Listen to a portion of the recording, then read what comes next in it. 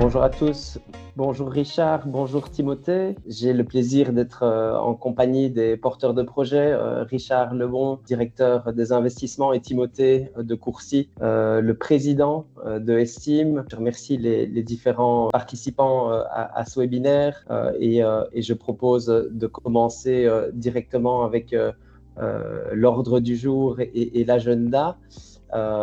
Qui va permettre de clarifier certains éléments liés à l'offre, mais également au track record des porteurs de projet, du projet et de la destination Marseille. Voilà, alors si en interne on me fait signe que tout est en ordre pour démarrer, alors je démarre. Je vois que les micros de Richard et de Timothée sont coupés. Je voudrais m'assurer que leurs micros sont ouverts, voilà.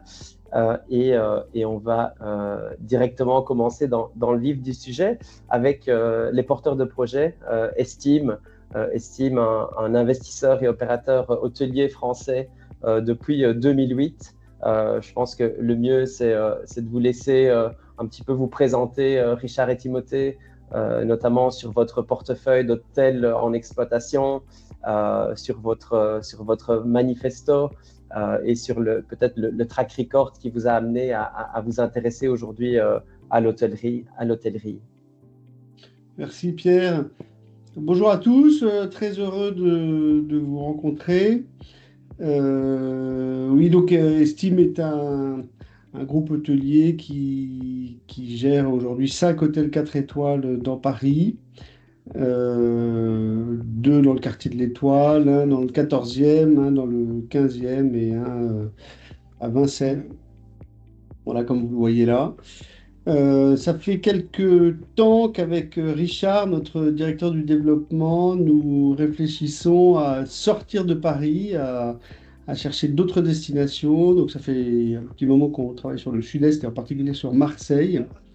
Et donc c'est ça qui nous a amené à développer ce projet de portefeuille de 2 hôtels à Marseille. Très bien.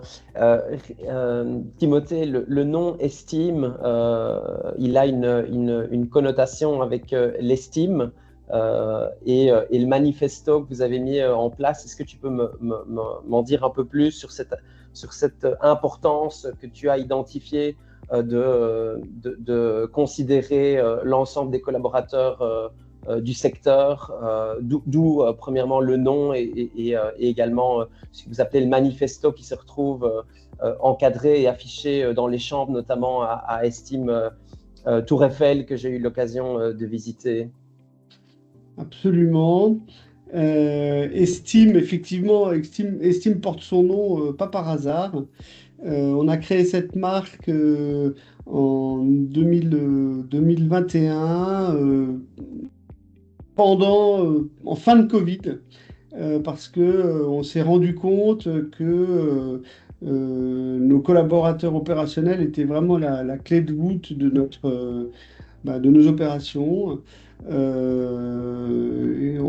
pendant le Covid, justement, on les a rencontrés, nos 50 collaborateurs, plus des collaborateurs de confrères, en leur posant la question de comment redémarrera l'activité post-Covid et comment est-ce que, ils seront heureux de redémarrer et comment est-ce que le redémarrage sera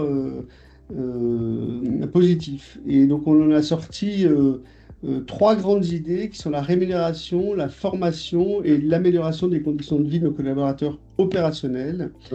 Et donc on a un certain nombre de mesures. D'accord. On a un certain Déployé nombre sur l'ensemble de vos hôtels. On a un certain nombre de mesures absolument, Pierre, déployées sur l'ensemble de nos hôtels qui sont... je peux vous donner quelques exemples, hein. Par exemple, les gens qui ont un travail physique, comme par exemple les femmes de chambre, les valets de chambre, les équipiers, ont un jour de repos supplémentaire tous les 2 mois, ce qui fait 6 jours par an.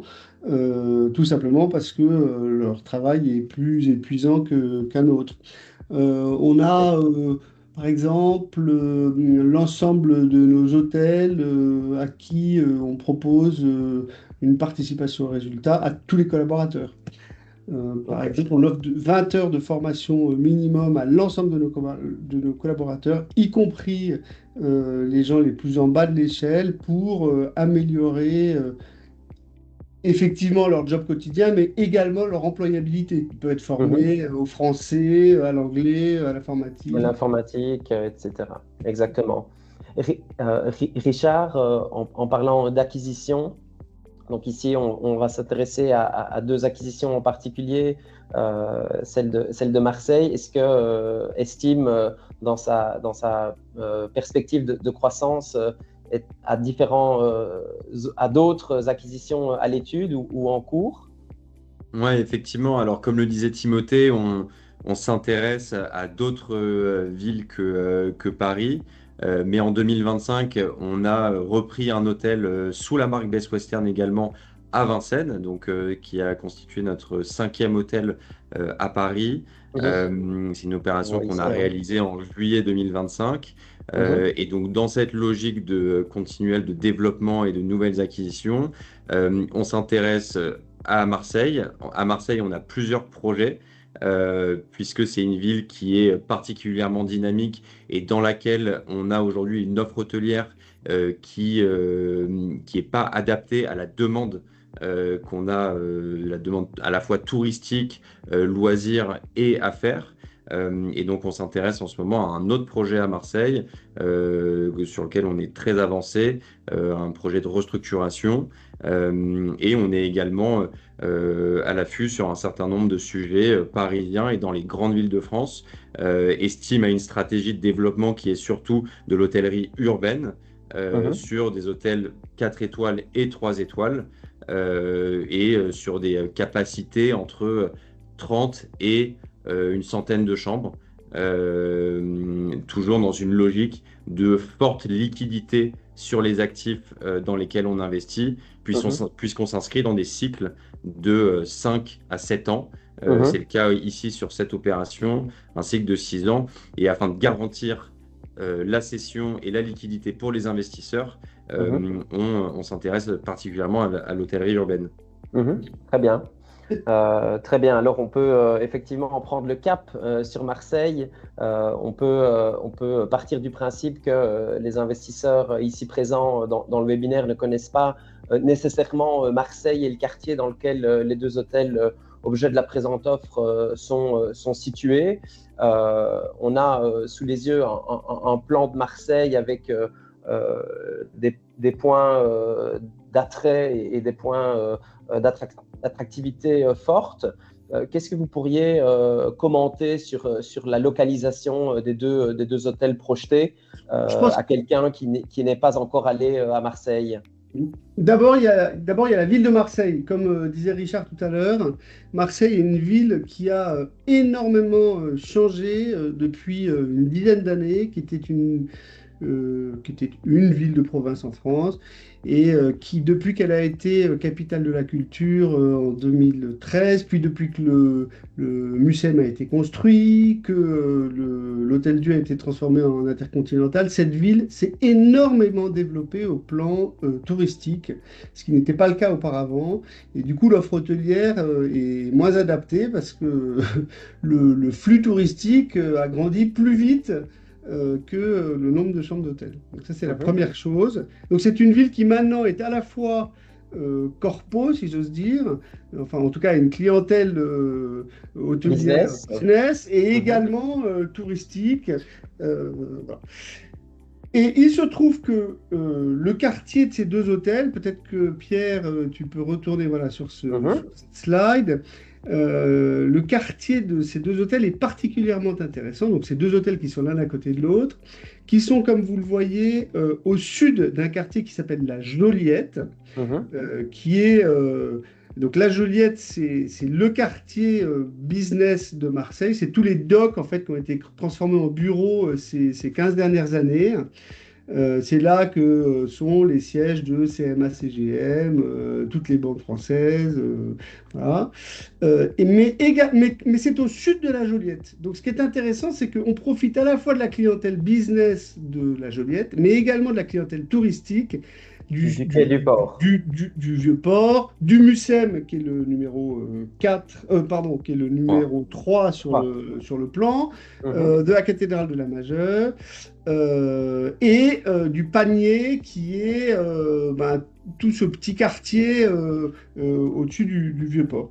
Donc, nous, ce qui nous a séduit et beaucoup intéressé dans ces hôtels, et qu'on a fait confirmer par des études de MKG notamment, c'est qu'ils bénéficient à la fois du flux touristique Mhm. de Mucem, Panier et Major, et du flux corpo de la Joliette et du port plus industriel.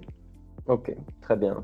On a pu effectivement le confirmer hein, lors de notre visite à Marseille de cette superbe localisation des hôtels. Donc, les hôtels, objet du présent projet, c'est deux hôtels, un Best Western Plus, un Best Western Plus de 64 chambres, sous franchise Best Western avec des équipements additionnels, type piscine, hammam et salle de sport.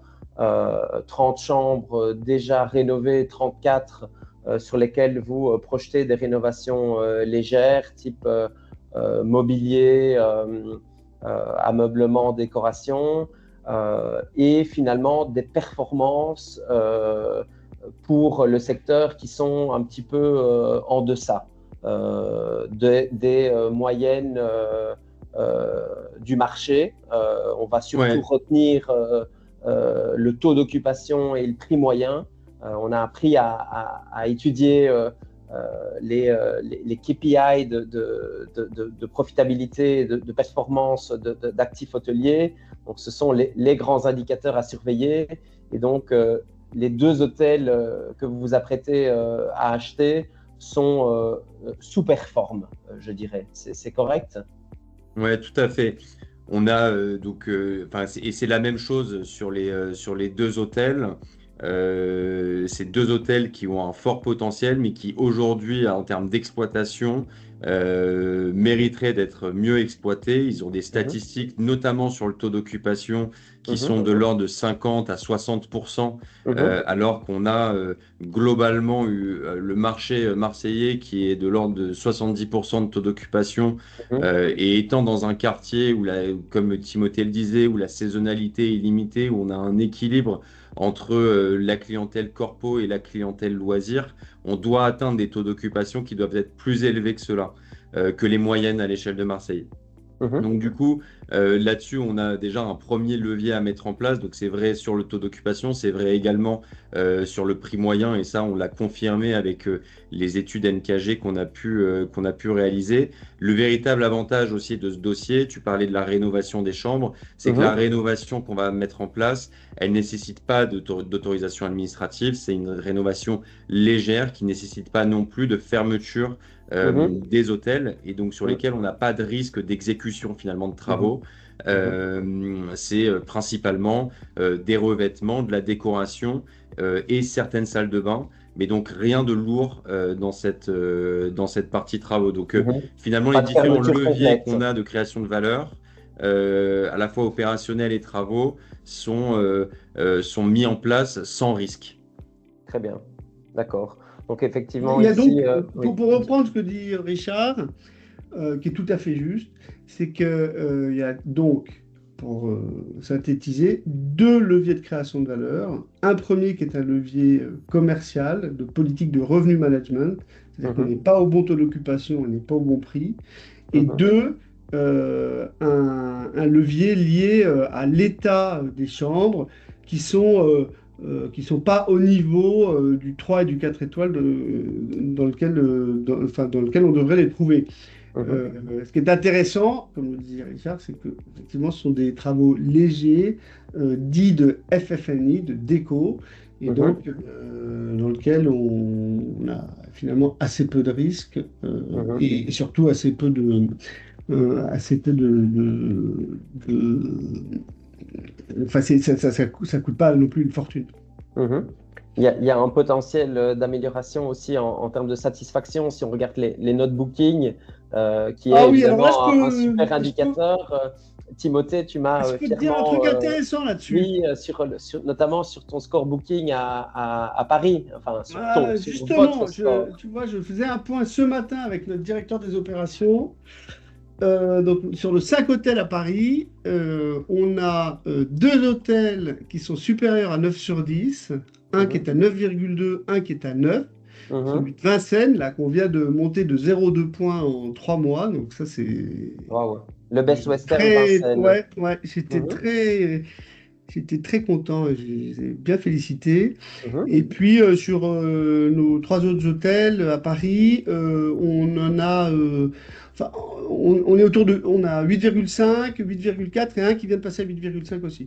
Donc nous, des hôtels à 7,9, c'est pas possible. d'accord. Euh, En tout cas, on peut pas accepter ça. Donc, surtout des hôtels qui vont être neufs, je pense qu'on va réussir à les faire, en tout cas, largement dépasser le 8,5 et peut-être, pourquoi pas, approcher le 9. Mhm. Voilà. Et Très c'est bien. très important parce qu'en fait, la note booking, c'est elle qui est la plus neutre. La note TripAdvisor, on peut un peu, tout le monde peut mettre les commentaires qu'il a envie de mettre. Mhm, Également, c'est la même chose sur Google. Mais la note mhm, Booking, c'est des gens qui sont venus au travers de Booking et qui, après leur séjour, ont rempli un questionnaire et ont donné une note. Donc, c'est mhm. vraiment des vrais clients. D'accord. C'est la plus tangible, c'est la Mhm. plus objective. Mhm. Très bien. Les deux hôtels sont aujourd'hui exploités avec un contrat de franchise Best Western. Vous êtes familier avec l'enseigne puisque à Vincennes, vous exploitez aujourd'hui un Best Western également.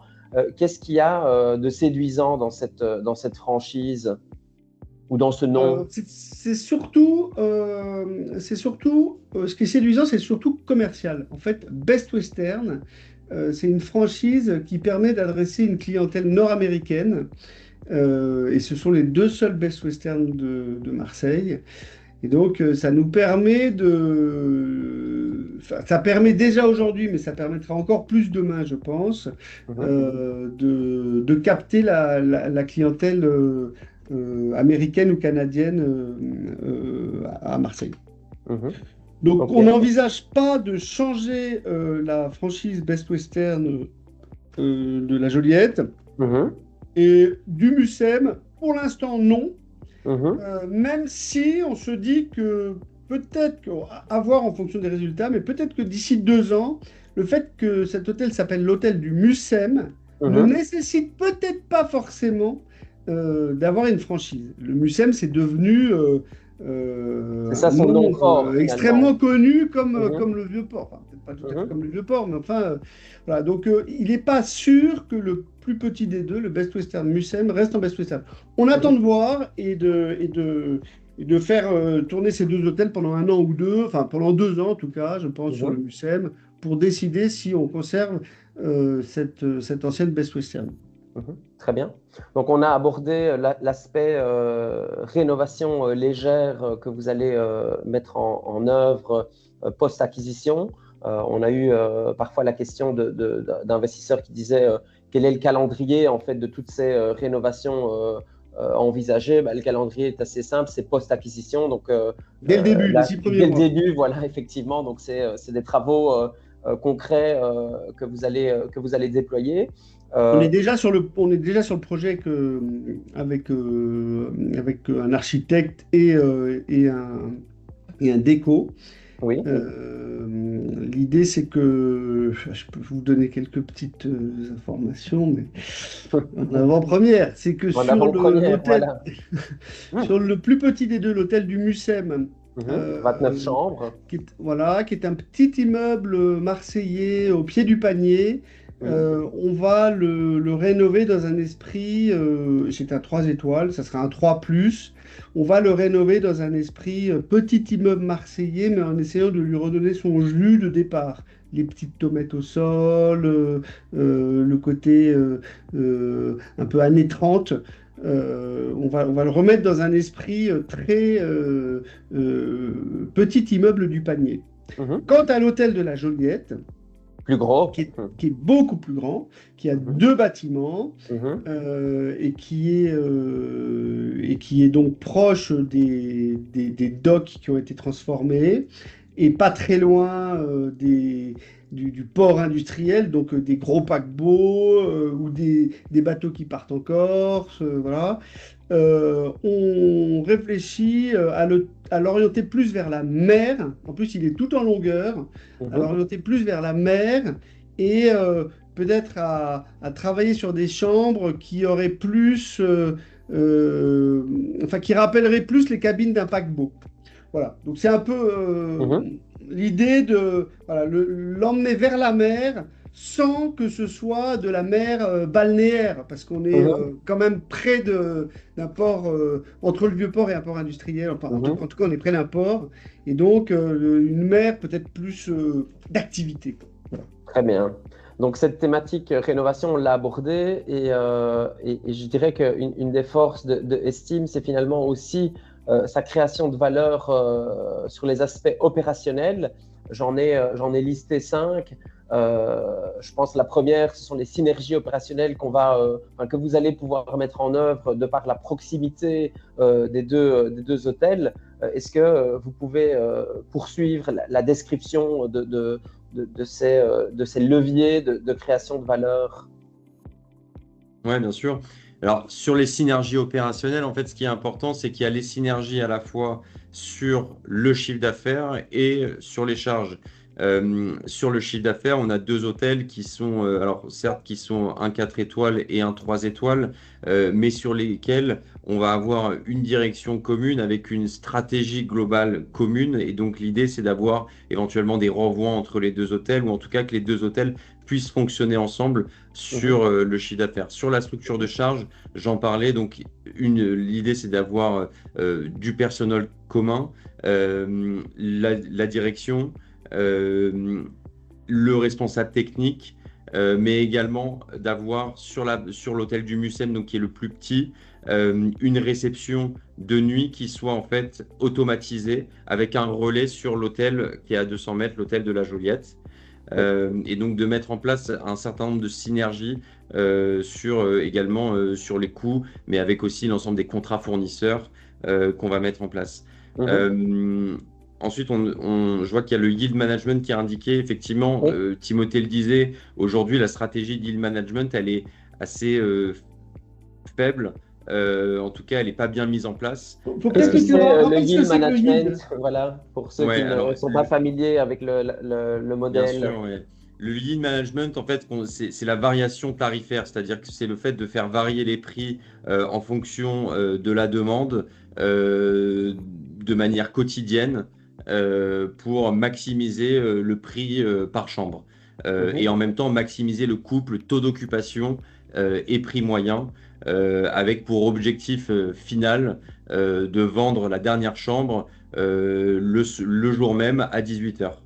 C'est D'accord. vraiment ça, toute la stratégie et ça passe par toute une stratégie globale, un audit très précis de l'ensemble des catégories de chambres et puis toute une veille concurrentielle par rapport à un panel d'hôtels identifiés concurrents pour voir comment eux aussi se comportent et de définir en fait le rythme d'évolution du prix en fonction de la montée en charge, en fonction de la réservation.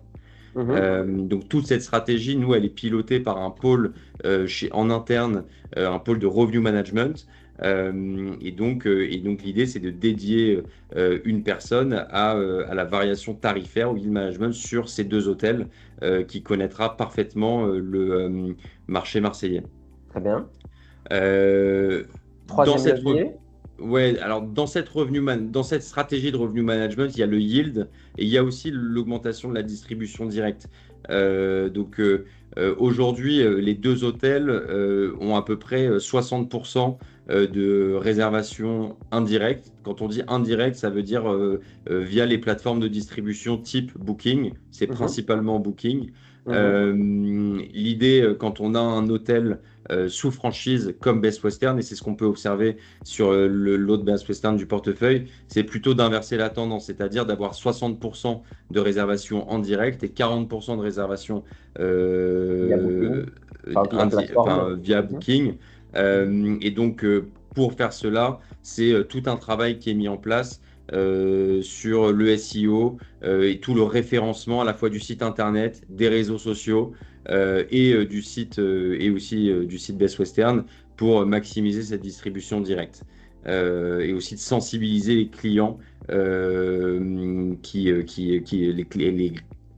clients réguliers pour qu'ils continuent à réserver en direct. On met aussi en place, donc toute notre pôle opérationnel met en place un certain nombre d'optimisations et de renégociations de l'ensemble des contrats. On a notamment un contrat avec la centrale d'achat du groupe Accor, même si ce n'est pas des hôtels Accor, on peut y avoir accès, donc, qui s'appelle Astor, et qui nous permet d'avoir un certain nombre de tarifs négociés auprès de tous les fournisseurs, que ce soit le petit déjeuner ou le contrat d'ascensoriste ou l'ensemble des contrats qu'on peut produits, mettre en place de sur un hôtel. nettoyage. Exactement. Et puis, en interne, vous avez pas mal d'outils. Vous êtes un acteur 2.0 de la gestion hôtelière.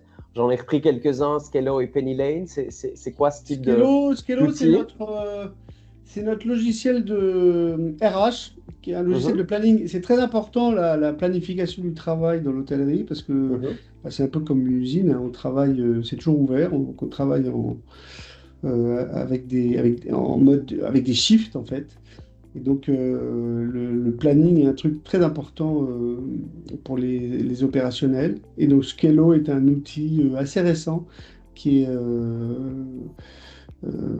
en SaaS, qui est vraiment top.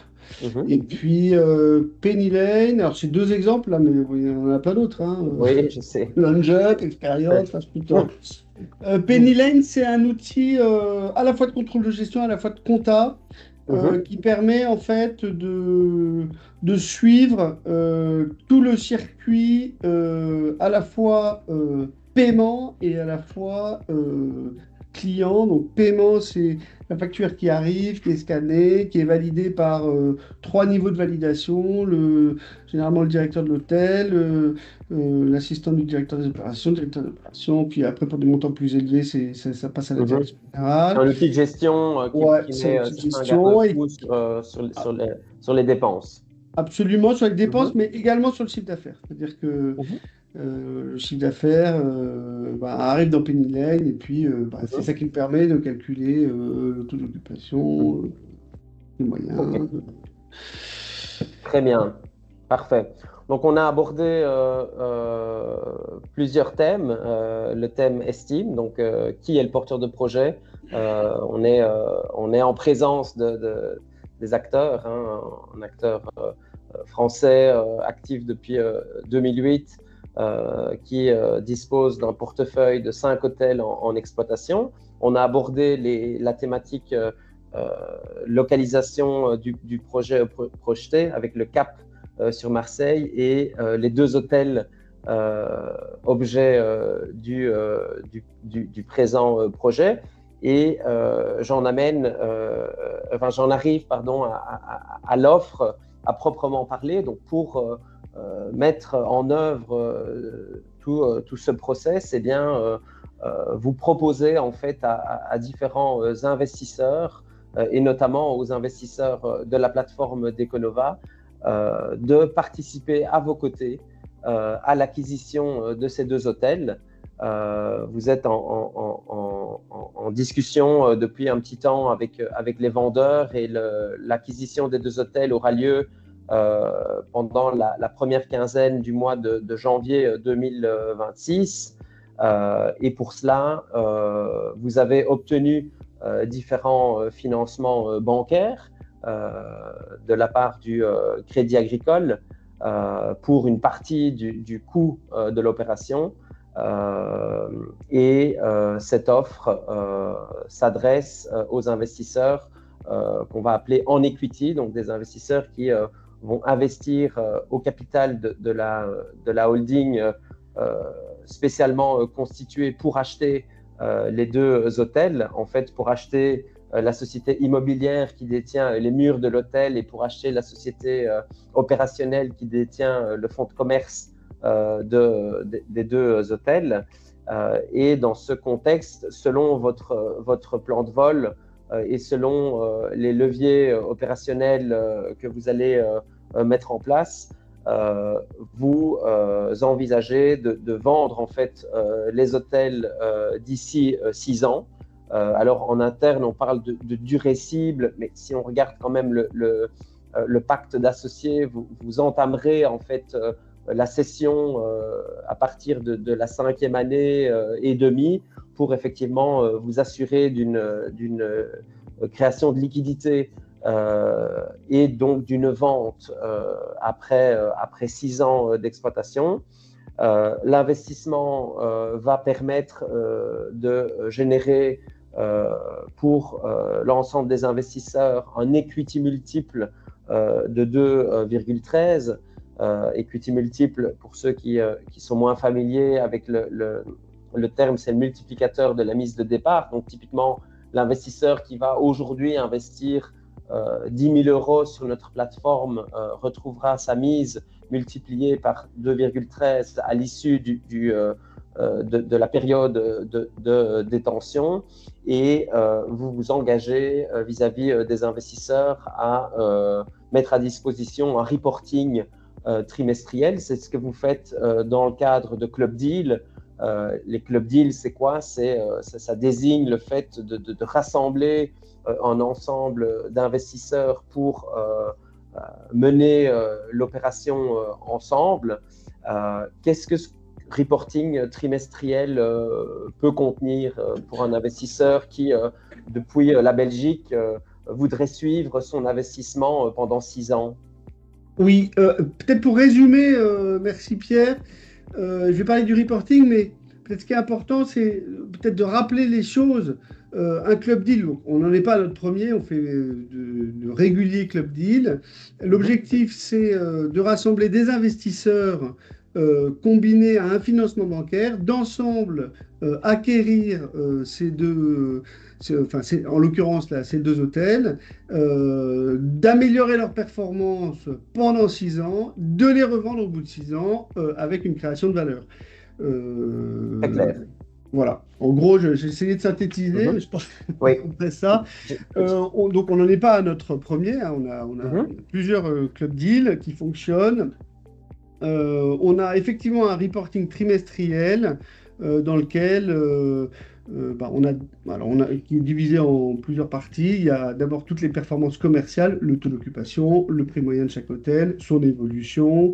C'est la première chose. Après, on a toute une partie financière sur le compte de résultats trimestriel, avec quelques ratios qui sont importants. Par exemple, nous, dans notre métier, ce qui est très important, c'est le ratio EBITDA sur chiffre d'affaires.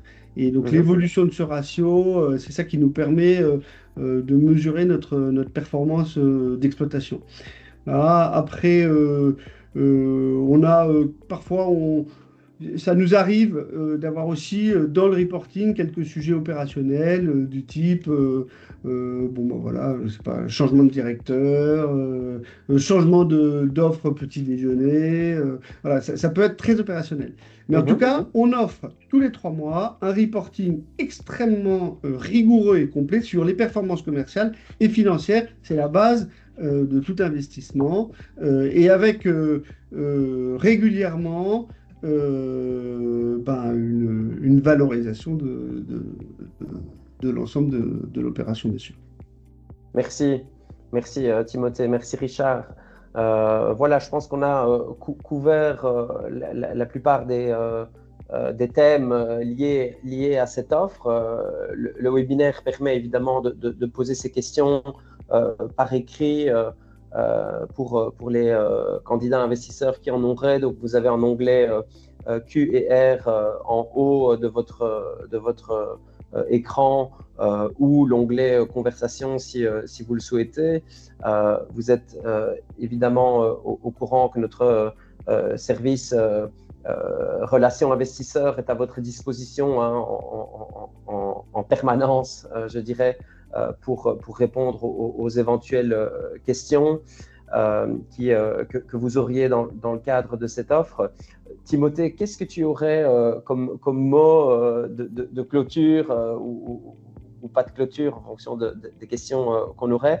Qu'est-ce que tu aurais à ajouter aux nombreux investisseurs qui ont déjà marqué leur intention d'investir et de participer à l'acquisition de ces 2 hôtels par le biais de notre plateforme? Je pense qu'il y a un truc qu'il faut dire sur cette opération, comparé à toutes C'est le celles qu'on a moment. pu faire et à celles qu'on connaît, c'est que c'est une opération qui offre un rapport rentabilité-risque qui est exceptionnel. En fait, faire un plus que x2 en 6 ans sur de l'immobilier en France, c'est unique et avec très peu de risques, parce que finalement, le risque, qu'est-ce que ça pourrait être, étant donné que ce sont 2 hôtels qui aujourd'hui sont pas très bien gérés et qui de toute façon vont avoir des chambres qui vont être refaites. Donc on est vraiment face à une opération au rapport rentabilité-risque exceptionnel par rapport à ce qu'on a déjà pu faire nous, en fait. Très bien. Richard, de ton côté, un petit mot à ceux qui ne sont pas encore convaincus? Ouais, alors en fait, je pense que un élément aussi qui est important dans le cadre de cette opération, c'est que en fait, vous avez l'opportunité à travers cet investissement d'accéder en fait à un genre d'opération qui est rarement en fait disponible sur ce genre de plateforme, puisque c'est des opérations qui passent souvent de fonds en fonds dans un monde assez institutionnel. Et là, grâce à Econova, vous avez la possibilité en fait d'investir sur ce genre de produit rentable et assez peu risqué. C'est vrai. La typologie des autres investisseurs aux côtés des investisseurs d'Econova, qui sont-ils? Ce sont des personnes, alors ce sont soit des personnes physiques, soit des investisseurs un peu plus institutionnels, dont les tickets sont, alors, il n'y en a pas beaucoup, hein, il y en a une petite dizaine, dont les tickets moyens sont autour de 500 000 euros. Donc c'est vrai que, pour rebondir sur ce que disait Richard, c'est vrai que c'est une opportunité effectivement rare. Et nous, on a d'ailleurs pas mal hésité à faire, à faire affaire avec Econova, mais on se dit que finalement, c'est l'opportunité Démocratiser pour et absolument offrir la possibilité. Voilà. démocratiser ce genre d'investissement qui est normalement réservé effectivement à des fonds Mhm. d'investissement. Oui. Très bien. Bah, je pense que c'est une bonne conclusion. L'opération est évidemment toujours en cours. Elle a une date de clôture prévue au 3 décembre sur notre plateforme. Et d'ici là, on est évidemment à disposition de la même manière que Timothée et Richard restent à disposition des candidats investisseurs s'il y avait des éléments à clarifier. Je m'aperçois qu'on est presque tout juste dans le timing, et donc s'il n'y a pas d'autres questions dans le chat, je vous propose d'en rester là, et je vous remercie tous les deux de votre temps. Je vous souhaite beaucoup de succès pour la suite.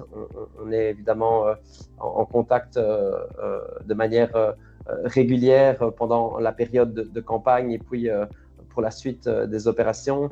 Et je voudrais remercier les investisseurs qui nous ont suivis aujourd'hui en direct, et les autres qui nous écouteront par le biais du live qui sera disponible en replay et qui fera l'objet d'un mailing dédié.